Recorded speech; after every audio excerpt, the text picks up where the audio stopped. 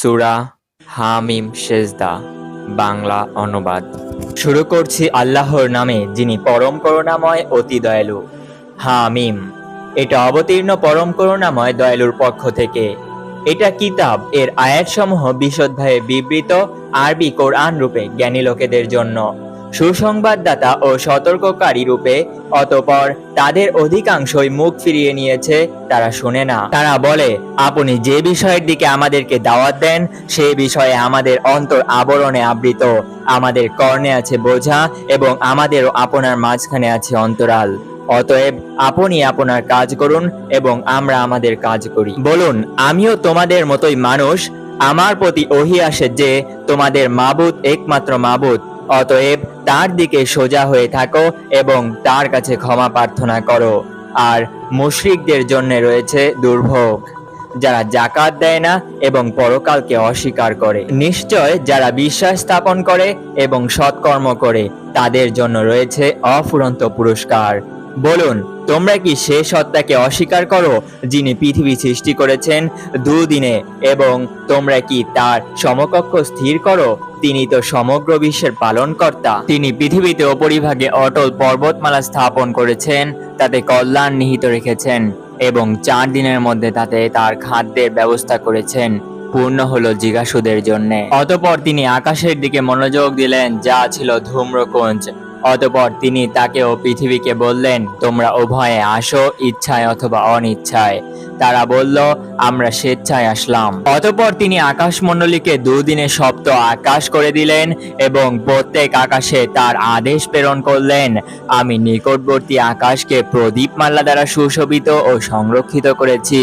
এটা পরাক্রমশালী সর্বজ্ঞ আল্লাহর ব্যবস্থাপনা। অতঃপর যদি তারা মুখ ফিরিয়ে নেয়, তবে বলুন, আমি তোমাদেরকে সতর্ক করলাম এই কঠোর আযাব সম্পর্কে আদ ও সামুদের আযাবের মতো। যখন তাদের কাছে রাসূলগণ এসেছিলেন সম্মুখ দিক থেকে এবং পিছন দিক থেকে এই কথা বলতে যে তোমরা আল্লাহ ব্যতীত কারো পূজা করো না, তারা বলেছিল, আমাদের পালনকর্তা ইচ্ছা করলে অবশ্যই ফেরেশতা প্রেরণ করতেন, অতএব আমরা তোমাদের আনীত বিষয় অমান্য করলাম। যারা আদ, তারা পৃথিবীতে অযথা অহংকার করল এবং বলল, আমাদের অপেক্ষা অধিক শক্তিধর কে? তারা কি লক্ষ্য করেনি যে আল্লাহ তাদেরকে সৃষ্টি করেছেন, তিনি তাদের অপেক্ষা অধিক শক্তিধর? বস্তুত তারা আমার নিদর্শনাবলী অস্বীকার করত। অতঃপর আমি তাদেরকে পার্থিব জীবনের লাঞ্ছনার আযাব আস্বাদন করানোর জন্য তাদের ওপর প্রেরণ করলাম ঝঞ্ঝাবায়ু বেশ কতিপয় অশুভ দিনে। আর পরকালের আযাব তো আরো লাঞ্ছনাকর, এমত অবস্থায় যে তারা সাহায্যপ্রাপ্ত হবে না। আর যারা সামুদ, আমি তাদেরকে প্রদর্শন করেছিলাম, অতঃপর তারা সৎ পথের পরিবর্তে অন্ধ থাকাই পছন্দ করলো। অতঃপর তাদের কৃতকর্মের কারণে তাদেরকে অবমাননাকর আযাবের বিপদ এসে ধৃত করলো।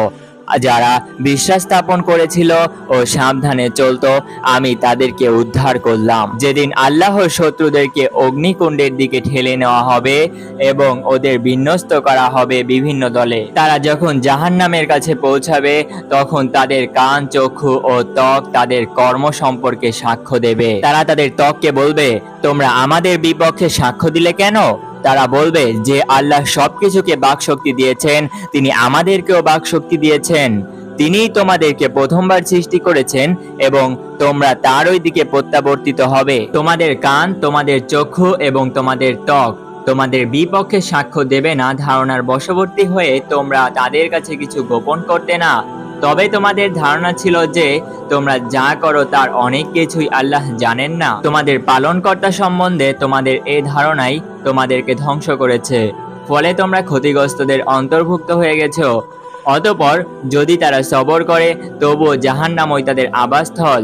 আর যদি তারা ওজর খাহি করে, তবে তাদের ওজর কবুল করা হবে না। আমি তাদের পেছনে সঙ্গী লাগিয়ে দিয়েছিলাম, অতঃপর সঙ্গীরা তাদের অগ্রপশ্চাতের আমল তাদের দৃষ্টিতে শোভনীয় করে দিয়েছিলেন। তাদের ব্যাপারেও শাস্তির আদেশ বাস্তবায়িত হলো, যা বাস্তবায়িত হয়েছিল তাদের পূর্ববর্তী জিন ও মানুষের ব্যাপারে। নিশ্চয় তারা ক্ষতিগ্রস্ত। আর কাফেররা বলে, তোমরা এই কোরআন শ্রবণ করো না এবং এর আবৃত্তিতে হঞ্জগল সৃষ্টি করো, যাতে তোমরা জয়ী হও। আমি অবশ্যই কাফেরদেরকে কঠিন আযাব অসাধন করাবো এবং আমি অবশ্যই তাদেরকে তাদের মন্দ ও হীন কাজের প্রতিফল দেব। এটা আল্লাহর শত্রুদের শাস্তি জাহান্নাম, তবে তাদের জন্য রয়েছে স্থায়ী আবাস আমার আয়াতসমূহ অস্বীকার করার প্রতিফল স্বরূপ। কাফেরেরা বলবে, হে আমাদের পালনকর্তা, যেসব জিন ও মানুষ আমাদেরকে পথভ্রষ্ট করেছিল তাদেরকে দেখিয়ে দাও, আমরা তাদেরকে পদদলিত করব, যাতে তারা যথেষ্ট অপমানিত হয়। নিশ্চয় যারা বলে আমাদের পালনকর্তা আল্লাহ, অতঃপর তাতেই অবিচল থাকে, তাদের কাছে ফেরেশতা অবতীর্ণ হয় এবং বলে, তোমরা ভয় করো না, চিন্তা করো না এবং তোমাদের প্রতিশ্রুত জান্নাতের সুসংবাদ শোনো।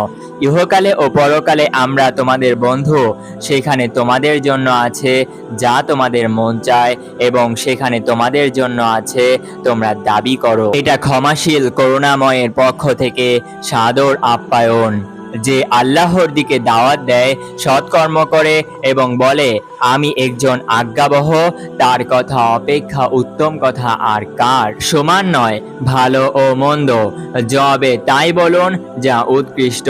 তখন দেখবেন আপনার সাথে যে ব্যক্তির শত্রুতা রয়েছে সে যেন অন্তরঙ্গ বন্ধু। এ চরিত্র তারাই লাভ করে যারা সবর করে এবং এ চরিত্রের অধিকারী তারাই হয় যারা অত্যন্ত ভাগ্যবান। যদি শয়তানের পক্ষ থেকে আপনি কিছু কুমন্ত্রণা অনুভব করেন, তবে আল্লাহর শরণাপন্ন হন, নিশ্চয় তিনি সর্বশ্রোতা সর্বজ্ঞ। তার নিদর্শন সমূহের মধ্যে রয়েছে দিবস, রজনী, সূর্য ও চন্দ্র। তোমরা সূর্যকে সেজদা করো না, চন্দ্রকেও না, আল্লাহকে সেজদা করো যিনি এগুলো সৃষ্টি করেছেন। যদি তোমরা নিষ্ঠার সাথে শুধুমাত্র তারই ইবাদত করো। অতঃপর তারা যদি অহংকার করে, তবে যারা আপনার পালনকর্তার কাছে আছে তারা দিবারাত্রি তার পবিত্রতা ঘোষণা করে এবং তারা ক্লান্ত হয় না। তার এক নিদর্শন এই যে তুমি ভূমিকে দেখবে অনুর্বর পড়ে আছে, অতঃপর আমি যখন তার উপর বৃষ্টি বর্ষণ করি তখন সে শস্য শ্যামল ও স্ফীত হয়। নিশ্চয় যিনি একে জীবিত করেন তিনি জীবিত করেন মৃতদেহকেও।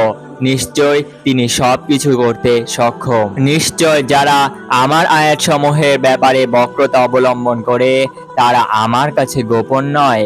যে ব্যক্তি জাহান্নামে নিক্ষিপ্ত হবে সে শ্রেষ্ঠ না, যে কিয়ামতের দিন নিরাপদে আসবে। তোমরা যা ইচ্ছা করো, নিশ্চয় তিনি দেখেন যা তোমরা করো।